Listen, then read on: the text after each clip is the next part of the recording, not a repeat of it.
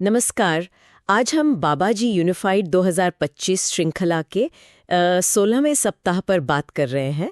ये सामग्री meditate for wellness YouTube channel पर है और रॉजर लैम्फियर की किताब unified a course on truth पर आधारित है।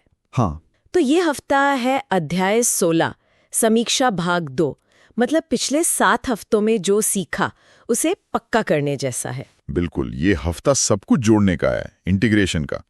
अपनी इच्छाएं समझना, हाँ, वो क्रिएटिंग फॉर्मूलाज यानी सृजन के सूत्र उनका इस्तेमाल करना। वो 7 हिस्सों वाले सूत्र है ना। हाँ, वही। फिर वो अंदर के हाँ नहीं वाले सिग्नल पहचानना, जो विचार ठीक नहीं मतलब स्रोत से मेल नहीं खाते उन्हें ठीक करना। और हाँ, कृतज्ञता तो बहुत जरूरी है। बहुत।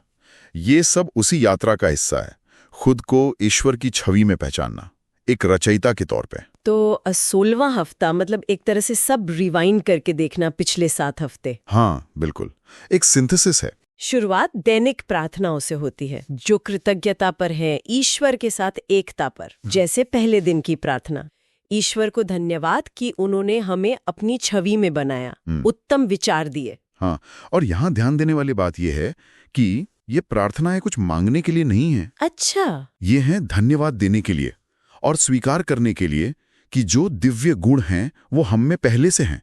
ये मन से नहीं, हृदय से जीने का तरीका है। मतलब कमी महसूस करने के बजाय जो है उसे स्वीकारना। बिल्कुल। और याद है 10वें हफ्ते की आत्मस्वीकृति, वो यहाँ काम आती है। वही 9वें हफ्ते की सच्ची इच्छाओं को सामने लाने का आधार बनती है। अच्छा, तो ये सब जुड़ा हुआ है। और समीक्षा में फिर वो 9वें हफ्ते वाली इच्छाओं की लिस्ट भी देखनी है। हाँ, उसे देखना है, ध्यान देना है कि क्या वो बदली हैं। समय के साथ इच्छाएं बदल सकती हैं, है ना। हाँ, ये तो होता है। और फिर जरूरत के हिसाब से सृजन के सूत्र बनाने हैं। वही 7 भाग वाला सूत्र, ईश्वर और मैं दावा करते हैं। हाँ, वो अभ्यास। उसी से हम अपनी सच्ची इच्छाओं को हकीकत बनाते हैं। पर जरूरी है कि ये इच्छाएं हमारे हायर सेल्फ से जुड़ी हों। हायर सेल्फ मतलब वो गहरी आंतरिक समझ। हाँ, हमारा वो ईश्वरीय अंश। और इच्छाएं प्रेम, आनंद, शांति जैसे अनुभवों से जुड़ी हों। चीजों से ज्यादा अनुभवों पर फोकस। और वर्तमान में दावा करना, ये भी जरूरी है ना। बहुत जरूरी। और साथ ही डर और द्वेष जैसे विचारों को छोड़ना, क्योंकि हमारे विचार ही हमारे अनुभव बनाते हैं। सही। बिल्कुल। फिर 13वें हफ्ते के वो अंदरूनी हाँ नहीं वाले संकेत, उनकी भी समीक्षा करनी है सही एक्शन के लिए। हाँ, वो संकेत दरअसल हमारे हायर सेल्फ से गाइडेंस है। और ये भी कहा गया है कि ध्यान दें, क्या जीवन में अच्छी अचानक होने वाली घटनाएं या संयोग बढ़ रहे हैं। हाँ, क्योंकि जब हम संरेखित होते हैं तो ऐसी चीजें ज्यादा होती हैं।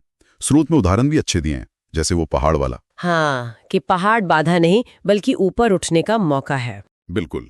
या फिर वो नदी वाला उदाहरण है कि कैसे हम चुनौतियों के बीच भी आसानी से बह सकते हैं, जैसे तराई में नदी। ये नजरिया अपनाने से रोजमर्रा की चीजें भी अलग लग सकती हैं। हाँ, जैसे रोटी बनाते हुए भी आप एक रचयिता हैं, उस क्षण में भी आप सृजन कर रहे हैं।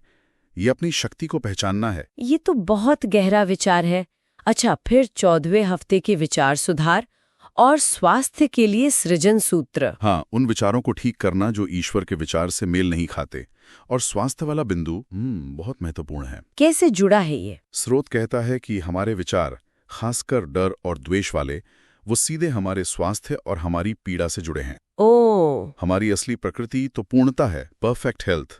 पीड़ा विचारों से पैदा होती है, बाहरी हालात से नहीं। मतलब हमें अपने स्वास्थ्य की जिम्मेदारी लेनी होगी। ये सुनना थोड़ा मुश्किल लग सकता है। हाँ, लग सकता है। पर जिम्मेदारी का मतलब दोष देना नहीं है।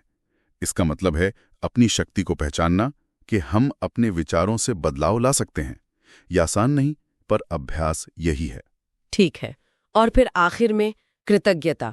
हफ्ता इस पर खत्म होता है। हाँ, उन सब चीजों के लिए धन्यवाद देना जिनमें सुधार हुआ है, जैसे प्रेम की अभिव्यक्ति, स्वास्थ्य, सफलता, प्रचुरता, शांति। और दुनिया के भ्रम को समझने की क्षमता। बिल्कुल। और अपने सृजन के सूत्रों को लगातार देखते रहना, उन्हें बेहतर बनाते रहना। ये एक सतत प्रक्रिया है।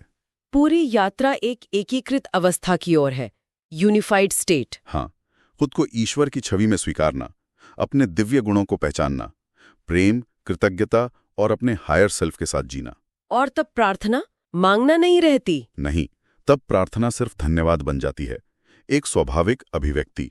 तो संक्षेप में कहें तो ये हफ्ता है एकत्रीकरण का। प्रार्थना, इच्छाएं, सूत्र, आंतरिक संकेत, विचार सुधार, कृतज्ञता, सबको एक साथ लाना। बिल्कुल। और इसका सार ये है कि हम सब निर्माता हैं, ईश्वर की छवि में बने, अपने विचारों से अपनी दुनिया रचते हैं। तो यहाँ एक सोचने वाली बात है, अगर हर विचार एक रचना है, तो हम दिन भर में अनजाने में सामान्य कामों के दौरान, जैसे ऑफिस जाते हुए या घर का काम करते हुए, किस तरह की दुनिया बना रहे होते हैं?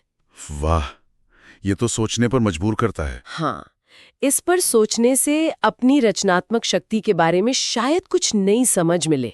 इस गहन विचार विमर्श में शामिल होने के लिए धन्यवाद।